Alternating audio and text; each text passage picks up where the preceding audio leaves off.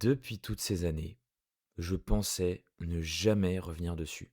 Je le pensais foutu, irrattrapable. On avait beau me dire qu'un jour il finirait par changer, que je l'avais sûrement pas vu sous son meilleur jour, mais pour moi, c'en était presque fini. Et j'étais clairement pas le seul à penser ça de lui, hein. D'autres personnes dans la communauté parc en avaient eu le même aperçu. Et pourtant, malgré tout ça, il faut croire que les miracles existent. Ou bien qu'il n'y a, comme on dit, que les cons qui ne changent pas d'avis.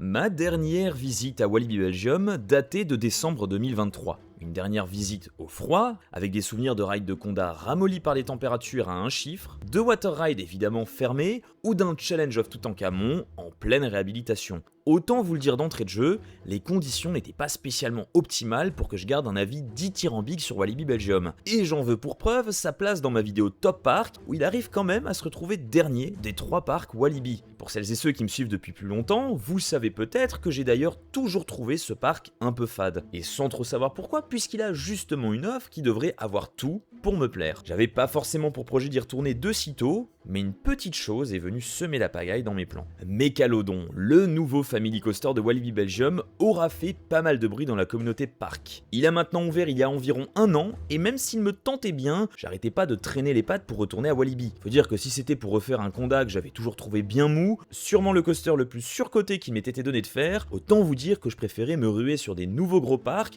ou retourner faire des classiques que j'adore. Mais finalement, nous y voici. Fin mai 2026, nous sommes bel et bien de retour à Walibi Belgium pour venir découvrir Mécalodon et sa toute nouvelle zone, Dog World. En toute honnêteté, j'y vais avec beaucoup d'entrain et plein de bonne foi pour essayer peut-être de réapprécier le parc sans mes vieux a priori.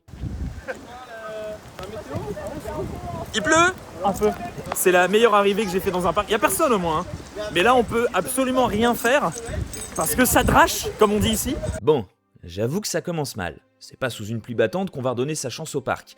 Mais attendons un peu avec un petit tour de Popcorn Revenge, un dark ride que j'avais pour le coup fortement apprécié en 2023, et une fois dehors, tout semble s'être enfin calmé. Allez, on est clairement là pour tester la nouvelle zone Dog World, alors sans plus attendre, je vous emmène avec nous pour la découvrir. Et nous commencerons cette découverte par Turbine, qui se trouve être notre premier point de contact avec la zone. Turbine n'est pas complètement une nouveauté pour nous, mais une rethématisation de Psyche Underground, un coaster indoor que j'avais toujours trouvé bien sympa. Avec l'ouverture de Dog World, le parc en a profité pour lui redonner son ancien nom de plusieurs décennies en arrière, avec cette fois-ci une vraie thématisation qui colle avec son nom. À l'intérieur, le bâtiment a été réintégré dans un thème beaucoup plus cohérent avec cette nouvelle zone portuaire et dans un style beaucoup plus gracieux que ce qu'on pouvait avoir auparavant, nous faisant presque parfois oublier qu'un coaster se cache derrière ses murs. Une fois l'entrée passée, on sent de la tension.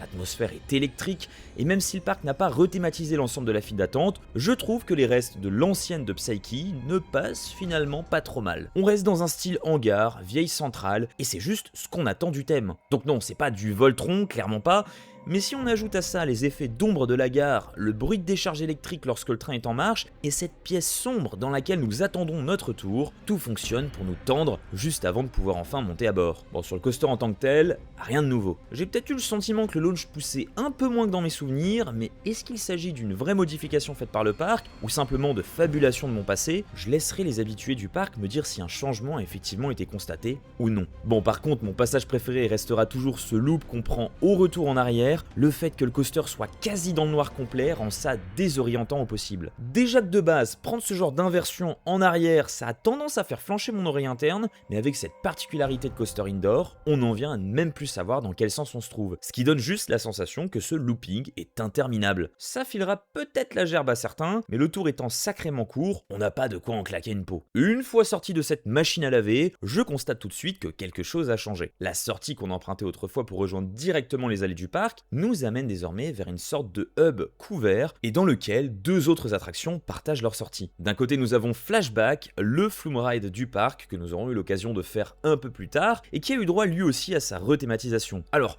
rien de bien transcendant pour Flashback, on garde la même base en tôle, un peu comme pour Psyche, mais avec un thème industriel encore plus assumé, qui le rend lui aussi, au final, bien plus crédible et appréciable. Et comme des couillons, on aura tenté le tout pour le tout en remplissant une embarcation à son maximum.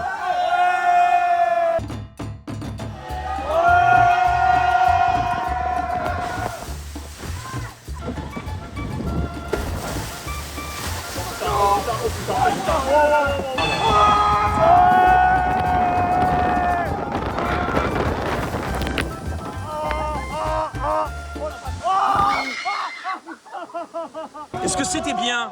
C'est incroyable.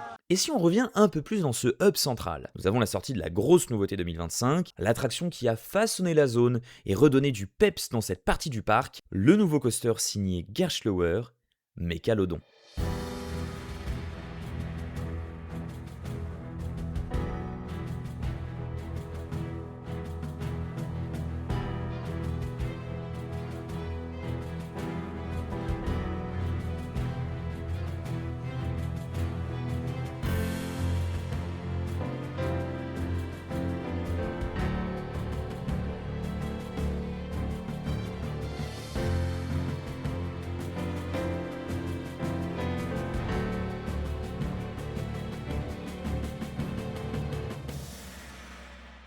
Pour monter à bord, nous avançons un peu plus loin et voici l'entrée. Et franchement, là, ça fait complètement la différence. La vue sur le lac est magnifique, l'ajout des bâtiments sur pilotis apporte de la matière au paysage autrefois plat de cette aile gauche du parc, et les trains qui sillonnent entre les bâtiments et rasent la surface de l'eau donnent presque des allures d'un coaster allemand que l'on connaît bien. Et on n'a donc au final qu'une seule envie, monter à bord de cette toute nouvelle montagne russe.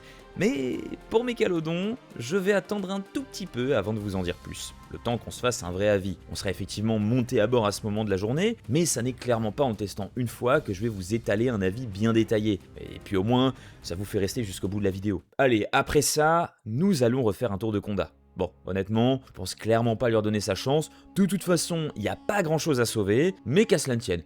On est sur le parc, de toute façon il faut bien refaire un tour, c'est pas non plus une horreur, la première partie du parcours est dans mes souvenirs plutôt sympa, alors on s'installe complètement au last avec Alan, le tour commence, et... Alors, je suis pas totalement sûr de ce qui vient de se passer, alors oui, c'est cool, c'était très cool, c'est clair. Non mais je vous ai dit, j'ai plus rien à sauver pour Condat, donc impossible que je change d'avis, c'est comme ça.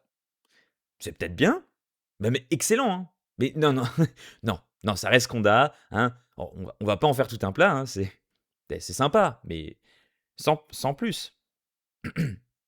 Bon, alors par contre, en sortant du train, on aura bien failli se péter une dent avec ces lap-bars qui s'ouvrent d'une violence inouïe sans prévenir. Vraiment un conseil, en arrivant en gare de Condat, mettez bien votre corps et vos bras en arrière, c'est un conseil de survie que je vous donne. En arrivant dans la boutique, on remarque que celle de Condat aura subi un sort similaire à celle de Plopsaland Deutschland, avec du merchandising full IA, absolument imbuvable. Dans l'idée, j'ai pas de problème particulier avec le fait d'utiliser de l'IA comme outil, pour avoir une certaine assistance sur des projets ou des petites retouches partielles. Typiquement, je vais pas m'étaler dessus dans cette vidéo, mais dans la zone Dock World, on retrouve pas mal d'affiches faites avec l'aide de l'IA, mais elles n'enlèvent en rien le travail fait sur la zone et peuvent même servir de petits plus pour habiller au global. Mais dans l'idée, on voit que ça a été validé et checké par quelqu'un qui y a vraiment réfléchi avec un esprit critique et que si on devait retirer ces parties du jour au lendemain, ça n'enlèverait en rien le travail qui a été fait sur la zone. Mais là, sur le merge de Condat, on est dans un exemple typique d'IA qui semble avoir été utilisé sans esprit critique, avec un prompt disant juste « dessine-moi un dragon ».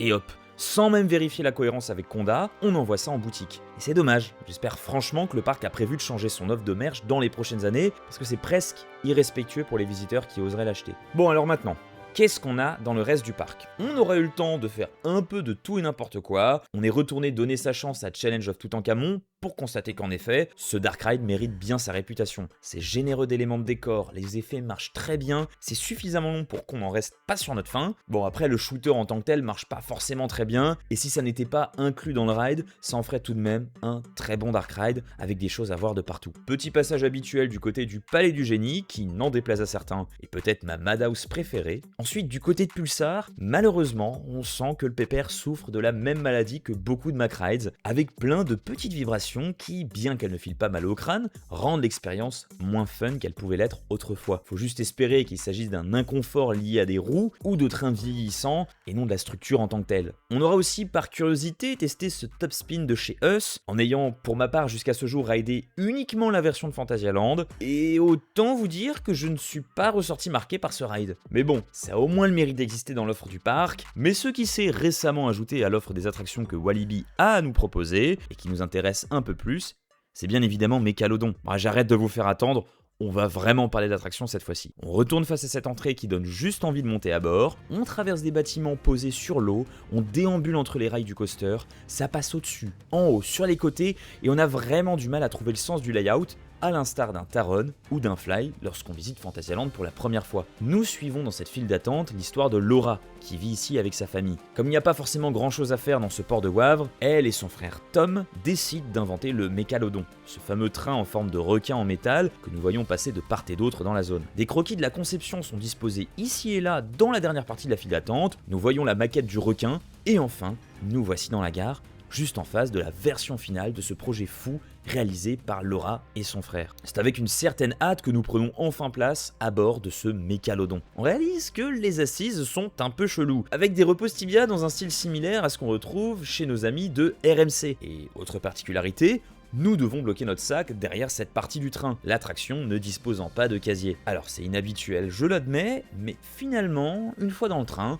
on finit assez rapidement par oublier ce détail. Je vous recommande quand même de passer votre pied à l'intérieur d'une des lanières de votre sac, on sait jamais, parce que le train est quand même sacrément ouvert. Le coaster démarre, nous arrivons dans cet entrepôt ressemblant à une sortie pour bateau. Bien évidemment, un problème technique semble arriver pendant le test du Mécalodon, mais trop tard. Le train est propulsé hors du bâtiment et démarre sa course effrénée dans l'ensemble de la zone. Et là, nous avons droit à ce qui est sans aucun doute l'un des meilleurs coasters familiaux d'Europe. Et honnêtement, si ce n'est du monde, si on parle de sensations pures et dures. C'est typiquement le genre de premier coaster à sensations que je conseillerais à quelqu'un qui n'est pas rassuré par le monde des montagnes russes, ou à une famille qui viendra sur le parc avec des personnes de tout âge. On a tout ce qu'on cherche dans un gros coaster sans inversion. Du launch, des moments de floating, des changements de direction, des virages qui nous tassent un petit peu dans le siège, de la vitesse et des moments de suspens.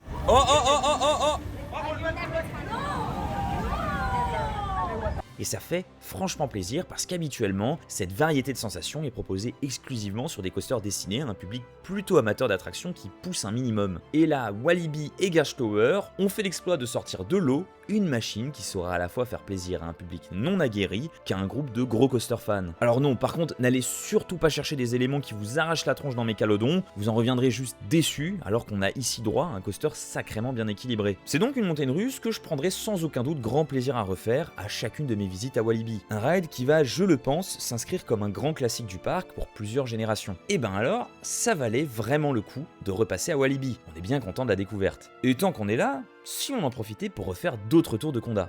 Je dis ça comme ça, hein. Je suis toujours pas fan absolu, hein, vous inquiétez pas. Mais il y a comme un petit goût de reviens-y quand même sur notre dernier ride de tout à l'heure. Hein. Allez, on remonte à bord, et là... Non, mais là c'est trop. Non mais c'est juste une claque absolue en fait. La première drop nous explose la tronche, les deux camelbacks du début sont d'une longueur jouissive et c'est clairement pas à rangée négative.